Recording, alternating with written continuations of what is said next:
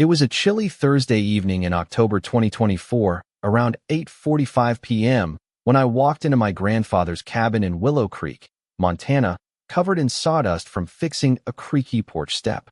This cabin isn't some luxury retreat, it's a modest, hand-built sanctuary my grandfather, a carpenter, pieced together in the 1960s. It's all I've got left of him, my only tie to family after pouring my entire $25,000 savings into keeping it standing. My name's Daniel Harper, 40, a burned-out ex-accountant who traded spreadsheets for solitude. Losing this place would mean losing everything literally. I'd be homeless, no exaggeration. My only companion up here is my German shepherd, Luna, who's better at reading people than most humans I know. That night, as I sanded down a splintered board, Luna's ears perked up, and a low growl rumbled in her throat. Then came the knocking, sharp, insistent, like someone was serving a warrant. Peering through the window, I saw a woman in a crisp blazer, clutching a thick binder, pacing like she was late for a boardroom meeting. Against my better judgment, I opened the door. Biggest mistake I ever made. "Are you Daniel Harper?" She snapped before I could even blink. "I'm Evelyn Grant, president of the Pine Hollow HOA, and this property is required for our critical weekend safety protocols." Her voice was all capital letters, like she was reading from a script only she understood. She thrust her binder forward, flipping pages so fast I thought they'd catch fire. "Our critical weekend demands immediate compliance. Hand over your keys." I stood there, sawdust in my hair, trying to process this. "Ma'am, what the hell is a critical weekend?" I asked, genuinely confused. Her eyes lit up like I'd just challenged her life's purpose. "Our critical weekend ensures community safety.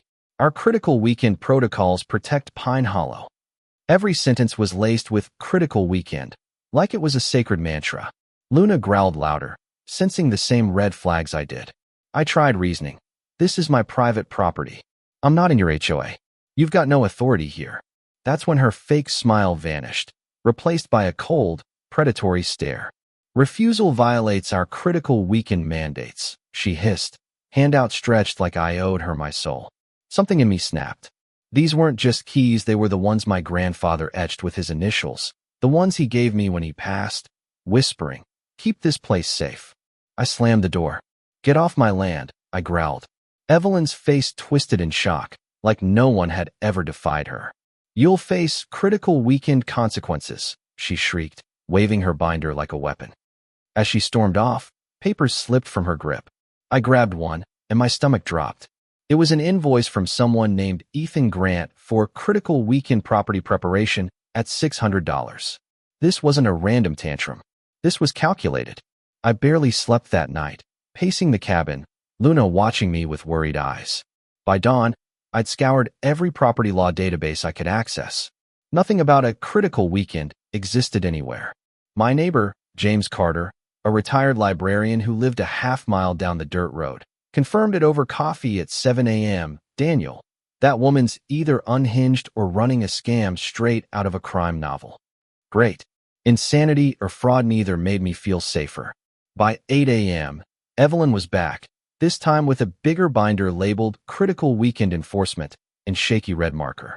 Trailing her was a nervous-looking kid, maybe 22, carrying a toolbox. Ethan, her nephew, I presumed. He avoided eye contact, muttering about critical weekend structural compliance. When I pressed him to explain, he stammered, clearly clueless. Evelyn barked orders. "Document the violations, Ethan. Our critical weekend safety depends on it."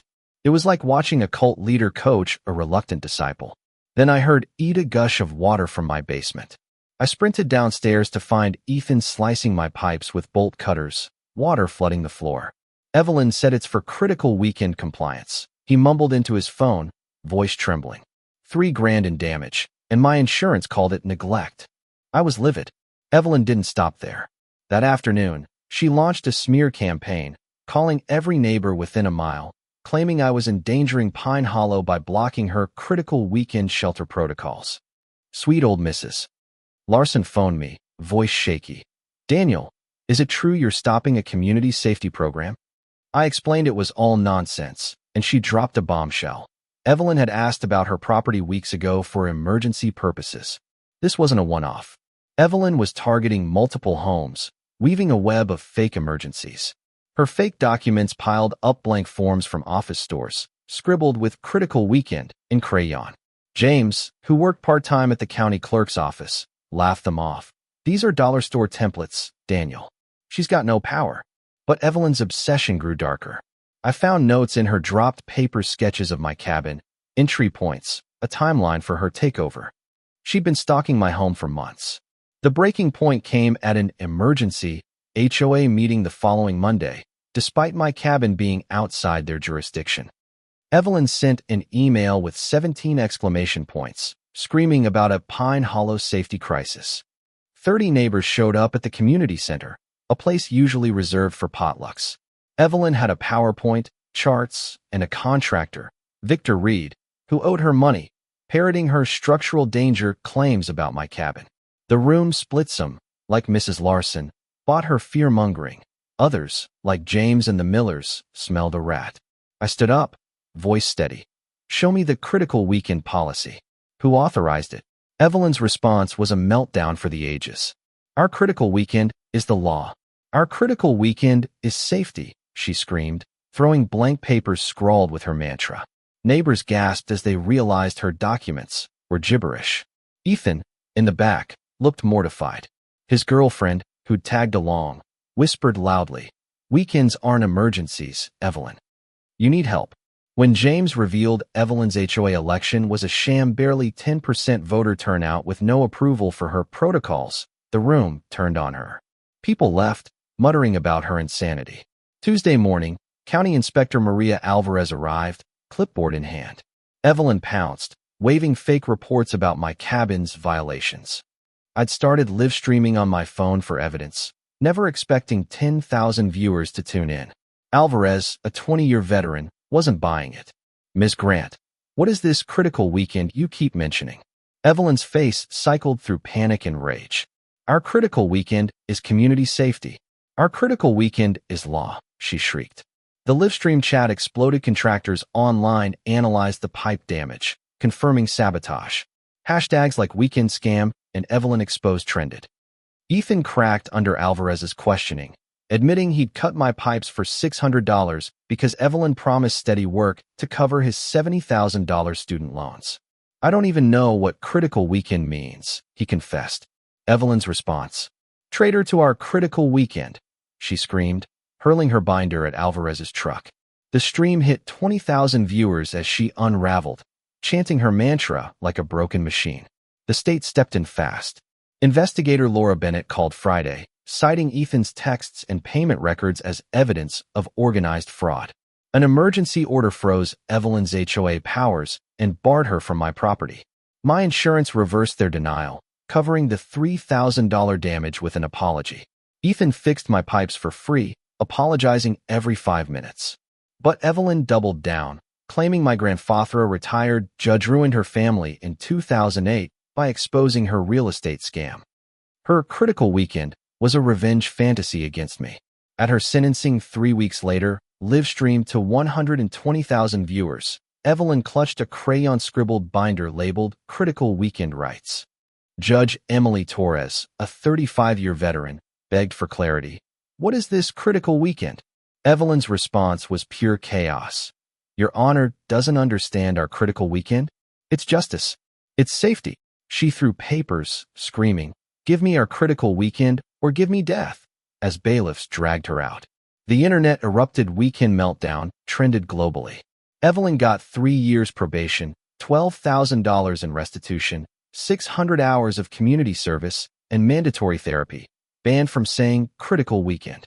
Ethan got probation for cooperating, fixing all damage. The HOA reformed, adding a grant clause requiring 70% voter approval and county verification for any emergency powers. Pine Hollow became a model for transparency. 6 months later, Evelyn, in therapy 60 miles away, worked at a hardware store, forbidden from mentioning weekends. Ethan started an honest construction business, his fiancée by his side. My advocacy channel grew to 150,000 subscribers, helping others fight property scams. Luna relaxed, no longer guarding the door. Then, in 2027, the FBI contacted Evelyn. testify against a multi-state property scam network, they said, risking her safety to save 200 families. To everyone's shock, she agreed. I hurt people like Daniel. I'll face anything to stop others from doing the same. Her testimony led to 25 arrests, $50 million recovered, and Willow Creek's reforms inspiring 180 communities nationwide. Ethan's business, Honest Builds, employed ex-offenders. I sat on my porch in 2029 with Luna and my grandson, Caleb, named after James. Teaching him about his great-grandfather's legacy felt profound. Evelyn called, her voice calm, checking for scam reports. Any shady HOA moves? She asked, now a trauma counselor. Ethan's stepkids ran past, learning ethical construction. Luna barked, happy. Our community was safe, built on accountability and mercy. This wasn't just about saving my cabin, it was about turning a predator into a protector. But here's where it gets messy. Did Evelyn deserve redemption after nearly destroying my life? Should I have pushed for prison over therapy? Could our community have healed without forgiving her? What would you have done, maximum punishment or a chance at restoration? Drop your thoughts below, hit that like button, and subscribe to join the fight against scams. Let's keep the conversation going.